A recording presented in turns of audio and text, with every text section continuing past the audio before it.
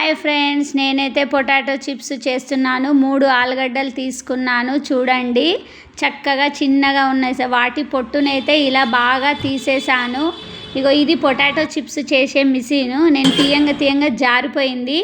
Okay, నేను ఒక ప్లేట్లో తీసాను. మళ్ళీ ఇలా పొటాటో చిప్స్ అన్నీ ప్లేట్లో తీసాను. ఇగో ఈ సైజులో చాలా బాగా వచ్చాయి పొటాటో చిప్స్. చూడండి, చూపిస్తున్నాను. అవన్నీ పొటాటో చిప్స్ అన్నీ వాటర్లో వేయాలి. తర్వాత ఒక ప్యాన్ తీసుకొని అందులో నూనె వేసుకున్నాను. అది నూనె వేడేలోపు ఉప్పు, కారం, ధనియాల పొడి మిక్చర్ రెడీ చేసుకున్నాను.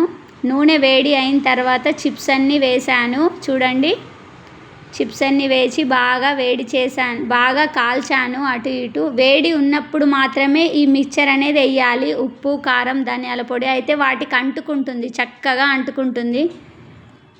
Snacks, watermelon and potato chips. Yes. Hamsini, potato chips. Thank you. Watermelon. Thank you. Okay, ఈరోజు మా పిల్లలు తొందరగా స్కూల్ నుంచి వచ్చారు. ఈరోజు స్నాక్స్ అయితే వీళ్ళకు పొటాటో చిప్స్, వాటర్ మిలాన్ ఇచ్చాను. చూడండి గాయ్స్, తింటున్నారు మా పిల్లలు ఇద్దరు.